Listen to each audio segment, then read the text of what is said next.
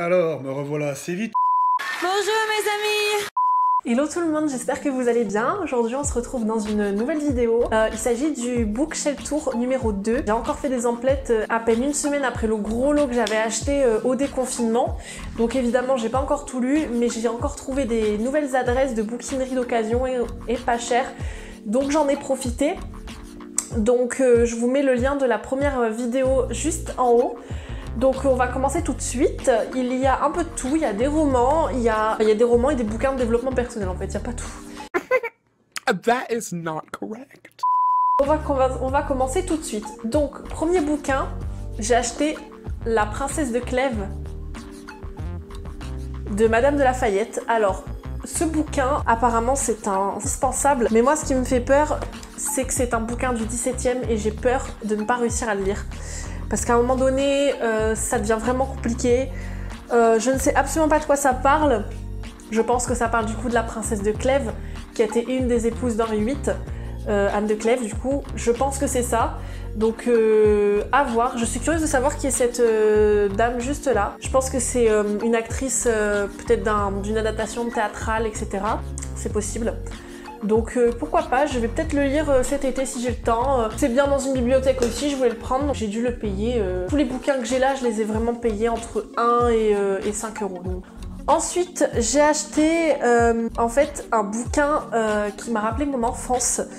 Et je l'ai acheté exprès pour ma collection en fait. C'est un tome du Petit Nicolas de Sampé et Goscinny.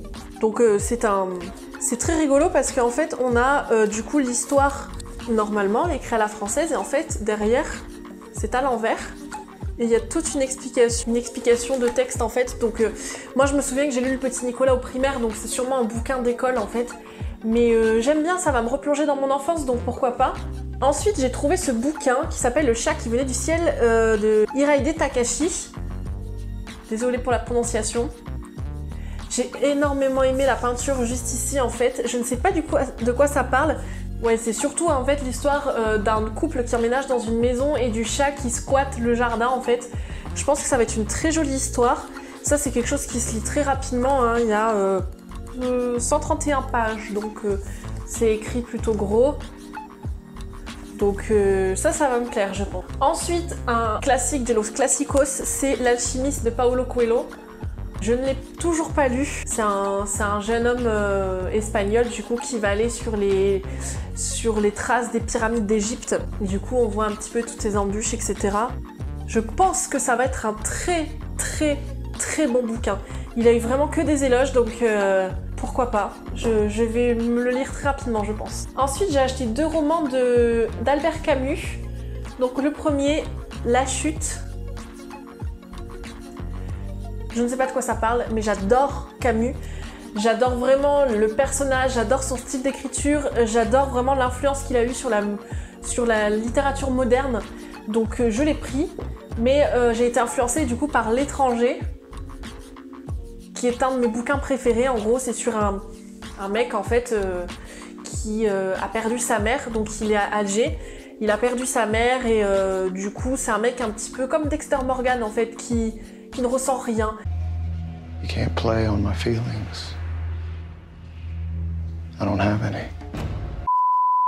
Il rencontre une femme mais il tombe pas amoureux, puis il finit par commettre l'irréparable et on voit un petit peu tout le processus d'après acte on va dire, et ces émotions qui sont toujours pas là et c'est très inquiétant. Et du coup c'est un très bon bouquin, je l'ai lu quand j'étais en première je crois, c'est un bouquin imposé. Je l'ai adoré et ça c'est un bouquin qui se lit facilement et je pense qu'on peut le lire comme une série, on peut la revoir plusieurs fois. Ce bouquin on peut le lire une fois tous les 2-3 ans, donc parfait. Ensuite j'ai racheté des bouquins d'Amélie Nothomb parce que j'aimerais avoir tous ses livres, c'est mon auteur préféré. J'en avais déjà quelques-uns mais il m'en manquait, donc je vais tous vous les présenter. Donc j'ai pris le bouquin Attentat, qui est son tout premier livre. En gros, je m'en souviens plus, je l'ai lu il y a très longtemps, mais c'est parce que je les ai tous lus, hein, les Amélie Nothomb. Peut-être les 2 derniers, peut-être pas, mais En gros, c'est sur un homme qui n'est pas un canon de beauté, mais qui finit par se retrouver mannequin et tombe amoureux d'une femme. Donc, en fait, les synopsis en fait, des écrits d'Amélie Nothomb, ça paraît rien, mais sa façon d'écrire, son style, ah, c'est tellement décalé. Et déjà, quand on voit le personnage, elle est tellement incroyable, cette femme. Là, pour vous dire, le personnage, il s'appelle Épiphane Othos, donc déjà, qui s'appelle comme ça, et vous allez voir que dans tous ces bouquins, les protagonistes ont des noms chelous. Donc, ensuite, j'ai acheté le bouquin Mercure. Sur les 50 dernières pages, vous allez comprendre pourquoi ça s'appelle comme ça.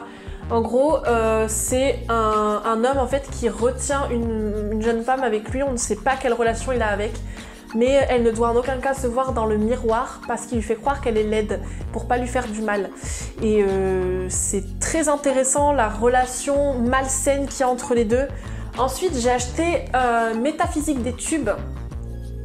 Donc ça, je pense que c'est une photo d'Amélie Nothomb quand elle était petite. Je sais pas de quoi ça parle, mais c'est très psychologique apparemment. Donc je saurais pas vous dire de quoi ça parle. Il n'y a pas de résumé très détaillé derrière. Donc on verra bien, je vous ferai une update sur Instagram. Ensuite, j'ai acheté Antechrista, qui est un de mes romans préférés. Ça me rappelle beaucoup moi en fait. C'est sur une jeune fille à l'université qui n'est pas aimée, qui se sent mal dans sa peau et qui finit par se rapprocher de la nana populaire en fait.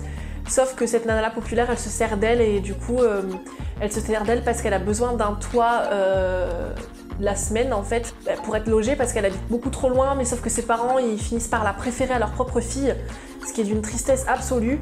Donc, et en fait, on se rend compte qu'elle est totalement malade mentale, cette nana, et j'adore ce bouquin. Ensuite, le dernier que j'ai acheté, c'est Hygiène de l'assassin.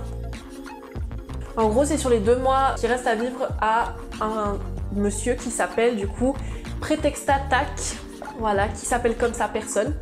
Et en fait, il lui reste 2 mois à vivre et c'est un prix Nobel de littérature en fait. Et du coup, comme il lui reste 2 mois à vivre, les journalistes vont essayer de le harceler, mais lui, il va les rendre complètement fous et il va devenir cynique et méchant à 2 mois de mourir. Donc très intéressant. Et il meurt d'ailleurs, il me semble bien, parce qu'il est obèse et que du coup, obésité morbide quoi. Pour Amélie Nothomb, c'est tout. Ensuite, j'ai acheté des bouquins de développement personnel, de psycho, etc. Donc un joli bouquin que j'ai acheté, c'est les 365 tweets d'amour d'Alejandro Jodorowsky. Il est juste là le monsieur. Donc ça casse pas 3 pattes à un canard, c'est des tweets d'amour. Je vous en lis un au hasard. Sans cesse les battements de mon cœur répètent ton nom. C'est beau.